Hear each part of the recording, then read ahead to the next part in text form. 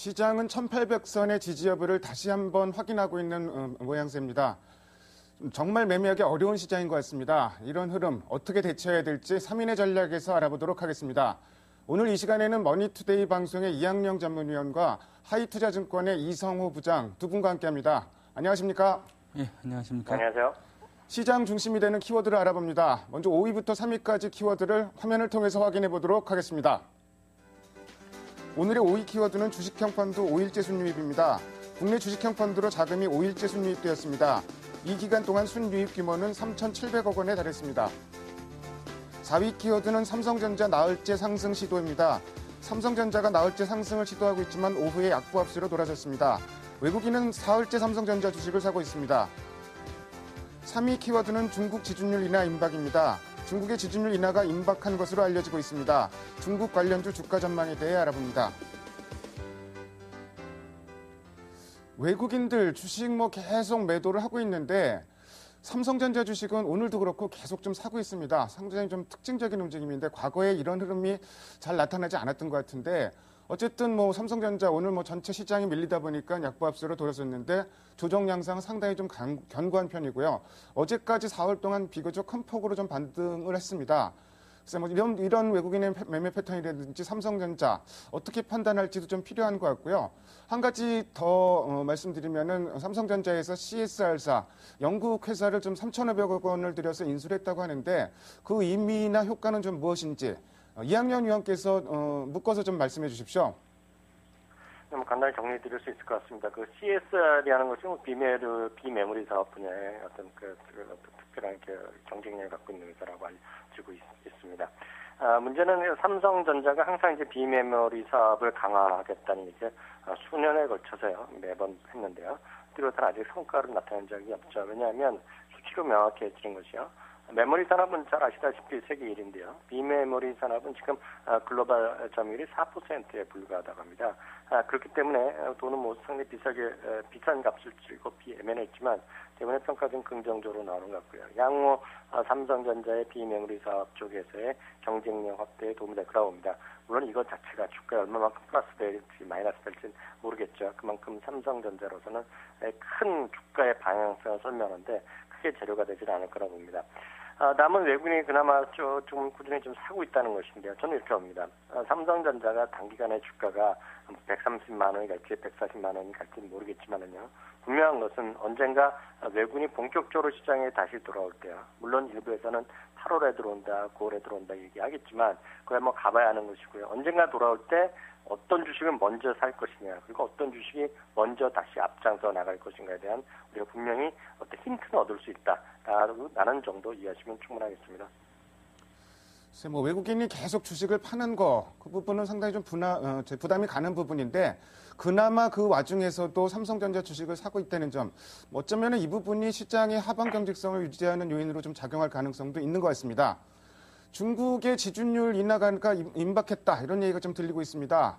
어제 만기 들어온 RP 일단 당국에서 중국 인민은행이죠 회수를 한 것으로 알려지면서 지준율 인하의 전 단계가 아니냐 이런 얘기들 좀 나오고 있는데 지준율 인하 가능성 상당히 좀 높아지고 있습니다.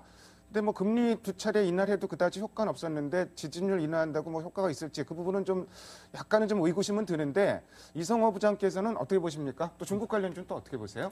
예, 맞습니다. 어저께 이제 중국이 RP가 만기가 한 1,500억 위안 정도 들어왔는데 그중에서 1,150억 위안을 연장을 하지 않고 회수를 해버렸습니다. 이에 따라서 지준율 인하가 임박했다라는 그런 전망이 나오고 있는데요. 지난 2월과 5월에 지준율을 인하할 때도 당시 역공개 시장 조작을 끝낸 뒤에 발표가 됐기 때문에 이번도 그런 거 아니냐라는 것도 있고 또 상반기 외화예금 증가액이 줄어들면서 시중 유동성이 좀 감소했다라는 것도 이 지준율 인하를 할 수 있는 요인으로 주목이 되고 있습니다. 다만 지준율 인하가 과연 금융시장에 어떤 영향을 미칠 것이냐에 대해서는 의구심을 품지 않을 수가 없는데요. 인민은행이 작년 12월하고 올해 2월, 5월에 지준율을 3번 인하를 했고요. 그리고 6월과 7월에 금리 인하를 했습니다. 그럼에도 불구하고 중국 증시 올라가지는 못했고요. 중국 경제도 회복을 하지 못했습니다. 아시다시피 2분기 성장률이 7.6%로 1분기 8.1%보다 상당히 축소가 된 그런 상황이었죠. 경제에 미치는 영향은 좀 미미할 것으로 그렇게 보이지만은, 근데 이제 항상 중국이 계절적으로 봤을 때 7월 달이 바닥이고 8월 달, 9월 달에 경기가 좀 좋아지는 양상을 보여왔습니다. 제조업 PMI 지수도 그렇고요. 산업 생산 같은 것도 7월보다 8월이 좋고 8월보다 9월이 좋으면서 항상 경기가 7, 8월 달, 8, 9월 달에 좀 반등하는 그런 모습을 보였다라는 거죠. 이런 측면에서 봤을 때 중국 관련주 중에서 화학주 같은 경우에는 지금 뭐 떨어질 만큼 떨어졌고 화학 업황도 좀 개선되고 있다라는 그런 얘기도 들려오고 있고요. 중국 쪽이 조금 더 개선이 된다면은, 즉 8월 달, 9월 달이 된다면 좀 더 상승의 여지가 좀 있지 않을까라고 그렇게 보고요. 또 이제 다만 화장품 같은 소비 관련주들은 최근에 또 많이 오른 데다가 국내 쪽, 중국도 전체적으로 내수 소비가 줄어들고 있습니다만은 국내 소비 시장도 굉장히 좀 안 좋은 상황이기 때문에 이런 쪽은 실적이 좋아지는 주식들에 한해서 좀 선별해서 좀 매매를 하셔야 되겠다라고 생각을 합니다. 뭐 계절적인 요인, 뭐 8월, 9월 일단 좋아질 가능성이 있다 이런 말씀을 좀 해주셨고요. 화학주에 대해서 논란이 굉장히 좀 많은 것 같은데 어쨌든 국내 기관들이 화학주로 굉장히 최근에 공격적으로 매수하고 있는 거는 좀 틀림없고 그 점도 좀 유심히 살펴볼 필요가 있을 것 같습니다. 다음으로 오늘의 2위 키워드를 화면을 통해서 확인해 보도록 하겠습니다. 오늘의 2위 키워드는 미국 기업 실적 선전입니다. 현재까지 나온 실적 비교적 선전하고 있습니다.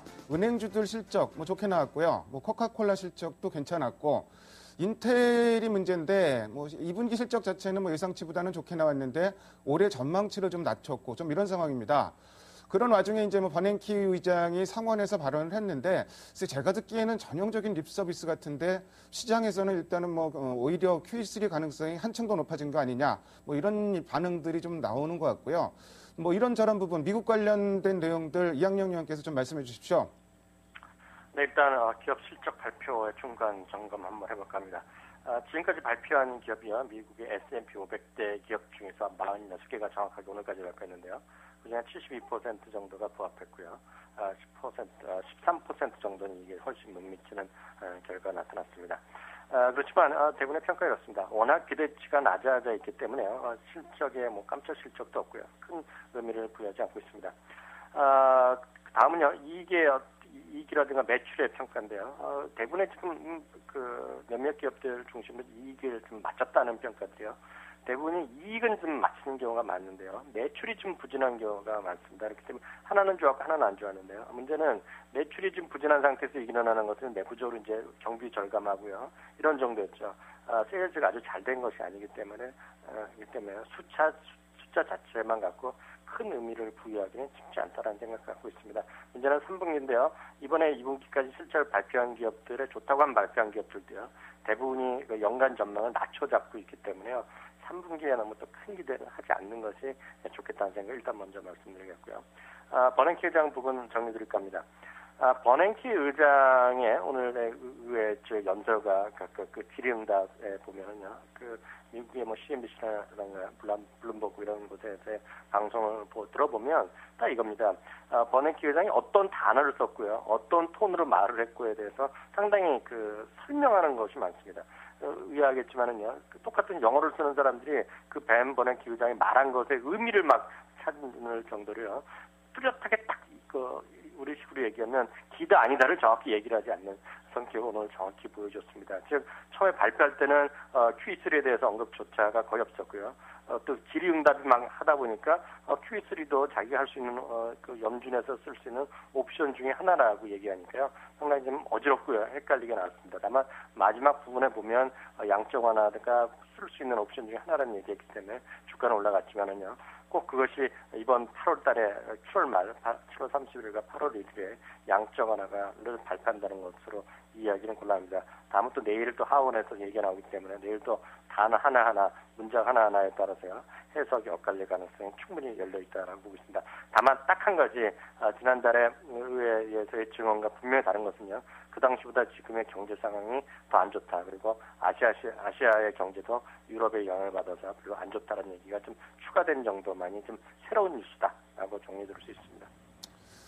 미국의 기업들 실적 눈높이가 오히려 낮아져 있는 점 때문에 일단 예상치보다 좋게 나왔다고 하더라도 시장이 별 반응이 없고 오히려 눈높이가 낮아져 있다는 점 이런 점이 시장에 좀 선반영돼 있다는 생각도 좀 듭니다. 양적 완화 관련해서는 상당히 좀 헷갈리고 있는데 어쨌든 시장이 워낙 호재가 없으니까 호재를 바라고 있다. 그래서 조그만 꼬투리라도 잡아서 좀 호재로 인식하고 싶어하는 이런 심리가 시장에는 분명히 좀 있는 것 같습니다. 기업 실적과 관련해서 이제 우리나라도 다음 주부터는 이제 본격적인 어닝 시즌에 돌입하게 되는데요. 이성호 부장께서 국내 기업들 기업 실적 발표 일정 좀 말씀해 주시고요. 또 어떤 기업들 실적을 좀 유심히 봐야 되는지 그 부분도 좀 말씀해 주십시오. 예, 일단 오늘 LG화학 실적이 발표가 되고요. 내일은 삼성물산 실적이 발표가 됩니다. 본격적인 실적 발표는 다음 주부터 시작이 될 것으로 보이는데 월요일 날 24일 날 포스코하고 OCI 실적 발표가 있고요. 그리고 25일 날 LG전자, 삼성테크윈 실적, 그리고 26일 날에는 현대차, 하이닉스, LG디스플레이, LG이노텍, 삼성전기 실적 발표가 있고요. 27일 금요일에는 삼성전자, 기아차, 삼성 SDI, SK이노베이션, 현대위화 이렇게 실적 발표가 있는 그런 상황인데 이것은 예상일로 조금 나중에 변동이 있을 수도 있다는 것을 좀 알아두셔야겠습니다. 이 중에서 자동차하고 하이닉스 실적에 좀 더 이제 관심을 기울여야 할 것으로 보이는데 현대차 같은 경우에는 영업이익이 한 2조 4천억 정도, 기아차는 1조 2,500억 정도에서 컨센서스가 형성이 돼 있습니다. 이걸 초과할지 어느 정도 좀 못 미칠지 좀 관심을 가지셔야 하고요. 그다음에 최근에 이제 하이닉스가 좀 많이 빠지고 있지 않습니까? 오늘도 4% 이상 하락을 하고 있는데 하이닉스 같은 경우는 이달 초만 해도 컨센서스가 영업이익이 한 700억 정도로 봤습니다. 근데 점차로 좀 낮아지면서 최근엔 300억 평균이 300억 정도로 보이고요. 또 일각에서는 제로 정도 나오는 데도 있고 소폭 마이너스 적자가 나올 수도 있다라는 얘기까지 나오고 있습니다. 어떤 식으로 나와야 될지 좀 봐야 되는데 지금 미국도 이학영 연구위원께서 말씀해 주셨다시피 실적에 대한 기대가 높지 않은 상황이고요. 우리나라도 마찬가지입니다. 2분기 실적은 별 볼 일 없다. 3분기 실적은 그러나 좋을 것이다라는 기대가 상당히 크기 때문에 2분기 실적에 포커스를 맞추기보다는 3분기 실적 전망이 어떻게 되느냐 이쪽에 좀 더 관심을 집중해야 좋은 종목을 선별하는 데 도움이 되시리라고 생각을 합니다. 이쪽에 좀 더 무게를 두실 필요가 있고요. 전반적인 어떤 2분기 실적은 작년 4분기 가장 안 좋았고 그 다음에 1분기, 2분기는 1분기보다 조금 나쁘거나 좀 그런 정도인데 3분기부터는 확 좋아지니까 그런 것들이 어느 정도 좀 반영이 될 수 있는 시기가 다가오고 있다라고 볼 수 있습니다. 아무래도 크게 봐서 실적 좋아지는 거는 삼성전자, 자동차 주식 정도인데 자동차 주식 좋아질 거로 예상을 하는데 과연 그 눈높이를 충족할지를 살펴봐야 될 것 같고요. 반면에 SK 하이닉스 같은 경우는 지금 실적이 생각보다 안 나올 것이다 이런 우려감이 상당히 좀 많습니다. 그래서 그 부분도 역시 체크해야 될 것 같고 그 외에 이제 최근에 국내 기관들이 열심히 사고 있는 화학주, 글쎄 2분기 실적이 어떻게 될지, 3분기 실적은 또 어떻게 전망되는지 이 부분도 시장의 방향성을 가름하는 중요한 변수가 될 것 같습니다. 다음으로 오늘의 1위 키워드를 화면을 통해서 확인해 보도록 하겠습니다. 오늘의 1위 키워드는 나흘 만의 조정입니다. 국내 기관이 나흘 만에 주식을 순매도하고 있습니다. 외국인은 주식을 계속 팔고 있는데 그나마 다행인 게 삼성전자 주식을 좀 사고 있다는 점, 이 점 정도는 좀 긍정적으로 볼 수 있을 것 같고요. 시장 흐름 보면은 코스닥 오늘까지 지금 9일 연속 하락입니다. 국내 기관 매물 부담이 상당히 좀 큰 것 같은데 그래서 9일 연속 빠진 거는 좀 심하게 빠진 게 아닌가 좀 이런 생각도 좀 드는데요. 먼저 현재 수급 상황 어떻게 봐야 될지 그리고 전반적인 대응 전략 이학영 위원께서 좀 말씀해 주십시오. 네, 저는 오늘 시장에 물론 중간에 해프닝이 있었죠. 북한에서 중대 발표 12시 한다고 한 거, 중간 시장에도 왜곡시킨 요인이 있었지만 아침부터 숫자에서 몇 가지 좀 의미를 찾을 수 있다고 합니다. 큰 틀에서 보면 일단 먼저 말씀드리고 싶은 건요. 지금 지난 금요일 날 1784원까지만 이탈하면서 정말 무서운 분위기 속에서부터 연기금 적극 샀습니다. 그 시점이 1780까지 갔었는데요. 그것이 결국 다시 1820몇, 30 언저리까지 갔었는데요. 오늘 아침부터 연기금이 실제로 보면 손을 놓고 있었습니다. 외국인의 매수에 전환 없이요. 국내 기관만으로 시장에서 올라가기 한계치를 어느 정도 보여준 것이 아니냐라는 일단은 우려의 시각을 좀 갖고 있습니다. 구체적으로 보면 연기금의 경우에는 1,830 정도, 즉 아래로 보면 1,800은 지지를 뭐 강력하게 보여줬지만은요, 1,830, 40 정도에서는 좀 적극적인 매수를 보이지 않는다는 것을 의미합니다. 그렇기 때문에 지수를 확 끌어올릴 것을 여전히 연기금은 기대할 수 없어 보이고요. 다만 1차적으로 봤던 1,780, 1,800에 대한 믿음 정도는 보겠죠. 다만 것이 1차 지지선이기 때문에요. 뭐 연기금은 조금 물리더라도 상관이 없는 집단이기 때문에요. 그래서 1차적인 지지선 정도로 해석하면 좋을 것 같고요. 투시는 뭐 계속 그 돈이 5일 연속 500억대로 들어왔습니다. 다만 오늘 좀 멈칫하는 거 보면 약간 또 우려되긴 하지만 이것은 하루 이틀 돼야지 그 통계가 잡히기 때문에 체크해봐야 되겠지만은요. 일단은 투시는 지금 지수 때보다는요 1,870 정도 이상에서의 돈에 계속 유입되는 여부가 1차적인 오히려 더 중요하다는 생각 갖고 있습니다. 여전히 큰 틀에서의 전략은 1,780에서 1,850 사이에서는 주식 비중 60%로 좀 보수적으로 좀 운영하시면서 시장을 한 발짝 뒤로서 봐야 된다는 생각 갖고 있고요. 어떤 그 시장에서 이제 앞서도 이상호 부장께서 얘기하셨지만 다음 주부터 본격적으로 우리나라의 실적 시즌인데요. 저는 이렇게 봅니다. 그 실적은 얘기하셨던 대로 뭐 삼성전자, 현대차 외에는 뭐 별 볼 것이 없어 보이고요. 오히려 시장에서 중심은 실적이 정말 안 좋다고도 얘기하는, 그리고 어닝 쇼크 수준 나올 거라고 보는 LG화학과 호남석유에 대해서 지금 투신이나 이런 국내 기관에서 열심히 하고 있는데요. 이런 주식들을 지금 사는 것은 2분기 실적이 아니라 3분기에 대한 희망을 보는 거거든요. 외국은 또 팔고 있단 말이죠. 누가 맞을지 모릅니다만요.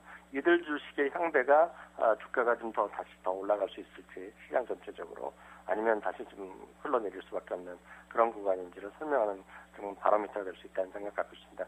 호남석유와 LG와 좀 유심히 보셔야 되겠습니다. 화학이나 철강, 글쎄 뭐 빠질 만큼 빠졌다고 보는 시각이 있는, 충분히 빠졌다 이렇게 보는 시각들이 있는 반면에 한쪽에서는 아직도 좀 불안하다 이런 시각도 좀 있는 거였습니다. 자, 오늘 뭐 해프닝 때문에 아까 1,800이 깨질락 말락했었는데 지금 장중에 다시 1,800선이 깨지고 있습니다. 상당히 뭐 오늘 수급상으로 봐서 기관 외국인 매도라고, 또 이제 무엇보다도 최근에 장세 방향성을 결정짓는 외국인의 선물 매도, 선물이 이제 오늘 매도 쪽으로 돌아서니까 시장도 뭐 그야말로 좀 힘이 없는, 그야말로 너무나 힘이 좀 미약한 이런 흐름을 좀 보이고 있습니다. 뭐 유가증권 시장도 유가증권 시장인데 코스닥 시장은 오늘까지 지금 9일째 하락하고 있습니다. 국내 기관들 글쎄 뭐 최근에 코스닥 쪽에서 주식을 많이 발을 빼고 있는 형국이고요. 뭐 그러면서 이제 뭐 화학이라든지 뭐 철강 이런 쪽을 좀 사고 있는데 뭐 수급 상황이 일단은 좀 여전히 좀 좋지는 않은 상황입니다. 이성호 부장께서는 뭐 코스닥 시장 지금 단기간에 너무 많이 빠졌는데 좀 어떻게 보세요? 이 코스피 시장 같은 경우에 말이죠. 기관이 팔더라도 외국인들이 사주거나 또는 그 반대인 경우도 있고요.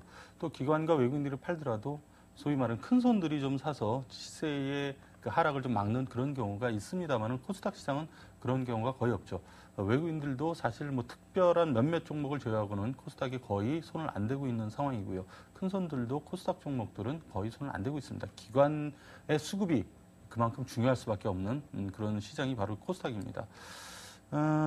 근데 코스닥 같은 지금 기관들이 6월 19일부터 7월 6일까지 14거래일 연속 순매수를 했었습니다. 근데 이번에 떨어지기 전에 500까지 올라올 때 그렇게 했었거든요. 그 당시 이제 2,700억을 순매수했는데 이 6월 19일부터 7월 14일까지 14거래일 중에서 계속 올랐습니다. 그래서 지수가 475에서 500까지 5.2% 정도 상승을 했었고요.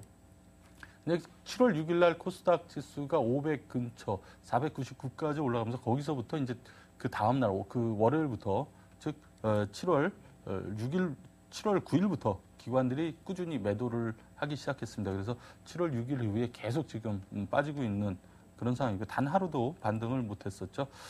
오늘까지 8일 중에 기관들이 7일을 순매도를 했고요. 매도한 금액은 730억입니다.